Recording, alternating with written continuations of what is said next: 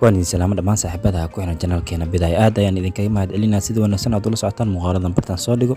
soo dhawaada saaxiibayaal maanta waxaan rabaa inaan idin wadaago xog yar aan kaga hadli doono jilayaasha kale ah Shaaruq Khan iyo sidoo kale Kajal kuwaas oo sabab u noqdeen in ay caan noqoto mid kamid ah buundooyinka ugu caansan qaaradda Yurub haddaba waa tii buundadaasi dalkeesa ku taala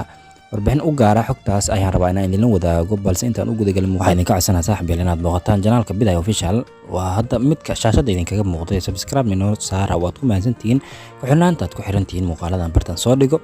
soo dhawaada saaxiibayaal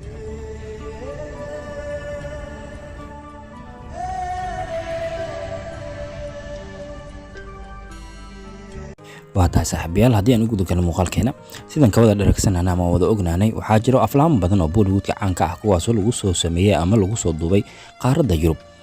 inta ugu badan ay aflaamta Hindiga waxaa la sameeyaa muuqaaladooda waxaa lagu soo duubaa qaaradda Yurub ha u badnaadaan heesaha markii la eego kale laakiin sidoo kale waxaa jira filmaan badan oo muuqaalo badan oo qayb ka ah aflaamtaasi lagu soo duubo qaaradda ama gudaha qaaradda Yurub haddaba waxaan la wadaagi doonaa saaxiibayaal Shaaruq Khan iyo sidoo kale Kajal buundo loogu magac daray ama sawirkooda lagu dhajiyay inkastoo aan loogu magac darin laakiin waxaa lagu magac daray filimka iyaga hogaamiyaasha ka wada hayeen buundadaasi waxay ku taalaa qaaradda Yurub waliba qaasadan dalka Switzerland ayay ku taalaa saaxiibayaal dalka Switzerland waxa uu ka mid yahay wadanka inta ugu badan aflaamta Hindiga lagu soo duubay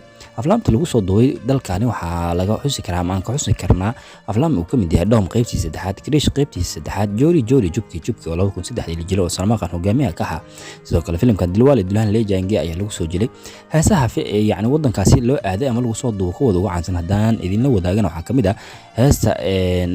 Hamatumsina kujka heebay oo ku jirta filimkii Zidi ama Sidi waxaad u taqaaniin sidoo kale heesa kale oo caan ah saaxiibayaal haddaba buundadaasi waxaa lagu magacaabaa Sanin ayaa loogu magacaabaa ama magaceedu uu ahaa laakiin markii dambe waa laga bedelay markii lagu duubay filimka caanka ah Dilwale Dulhan Le Jayenge waxaana buundadaasi loogu magac daray isla filimkaani Dilwale Dulhan Le Jayenge waxaana sawirka Shaaruq Khan iyo sidoo kale Kajal